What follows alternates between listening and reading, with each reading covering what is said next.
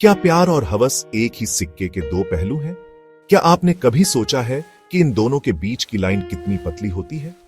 कब आप उसे पार कर जाते हैं, पता ही नहीं चलता। यह सवाल हर युवा खुद से पूछता है, क्या वो एहसास सच्चा प्यार है या सिर्फ एक पल का आकर्षण? आरव और मीरा की कहानी इसी उलझन की है, जहां दो दिल मिलते हैं, जलते हैं और फिर शायद हमेशा के लिए बिछड़ जाते हैं। उनकी कहानी हमें यह सोचने पर मजबूर करती है, क्या हम वाकई प्यार को समझते हैं या बस अपनी तन्हाइयों को भरने की कोशिश करते हैं? आरव एक आम लड़का था, मीरा जिंदा दिल लड़की। एक शाम एक कैफे में उनकी दुनिया टकराई और एक चिंगारी भड़की जिसने सब कुछ बदल दिया।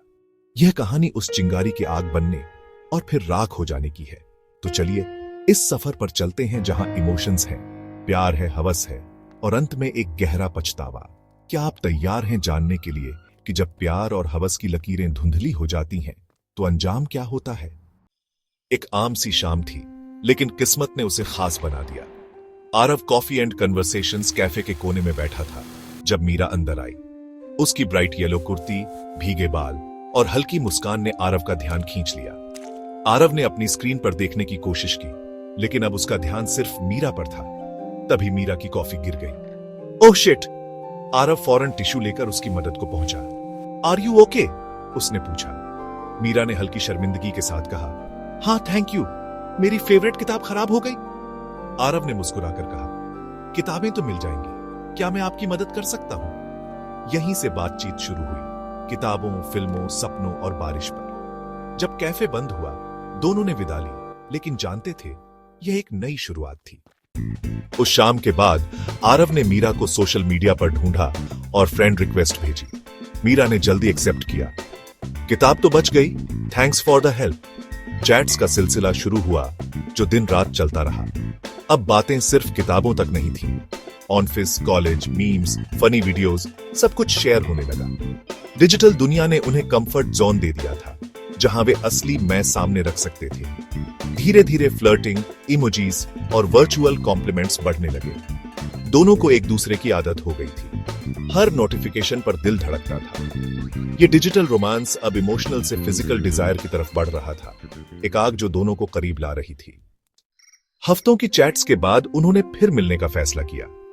इस बार एक शांत रेस्टोरेंट में। मीरा ब्लैक ड्रेस में थी और उसकी मुस्कान आरव के लिए सब कुछ थी। वर्चुअल से रियल वर्ल्ड में यह मुलाकात अलग थी।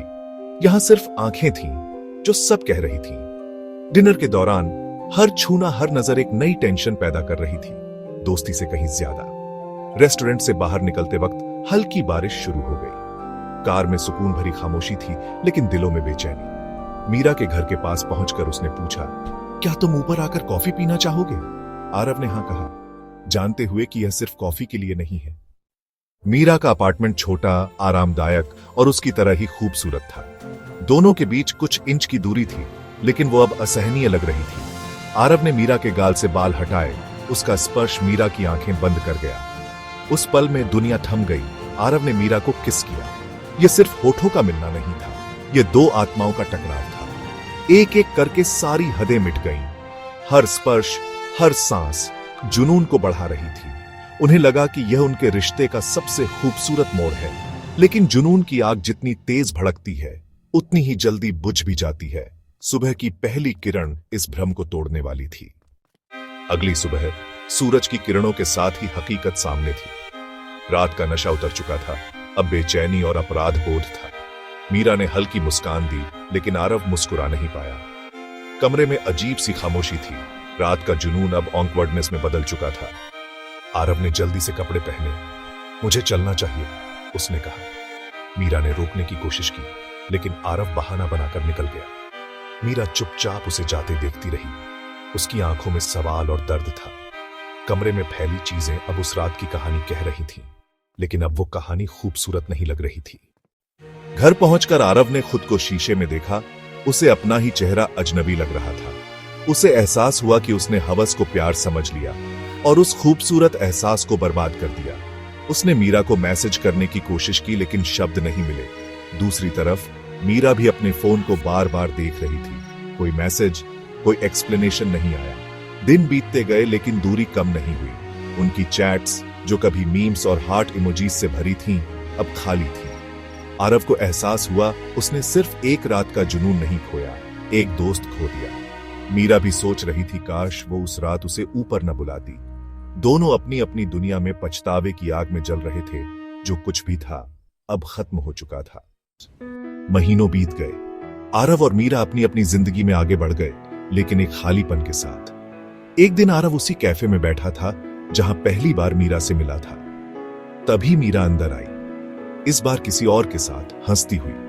उनकी नजरें मिली बस एक सेकंड के लिए। अब कोई सवाल नहीं था, बस एक हल्की सी पहचान थी। मीरा अपनी दुनिया में मग्न हो गई। आरव के लिए यह देखना असहनीय था। उसे समझ आ गया, हवस आपको पल भर की खुशी दे सकती है, लेकिन प्यार जिंदगी भर का सुकून देता है। भारी मन से आरव कैफे से बाहर निकल गया। आज उसे अपनी गलती का असली मतलब समझ आया था। आरव और मीरा की कहानी एक खूबसूरत शुरुआत के बाद एक दुखद मोड़ पर खत्म हो गई थी। एक अधूरी कहानी, एक सबक। तो आरव और मीरा की कहानी का अंत क्या हुआ?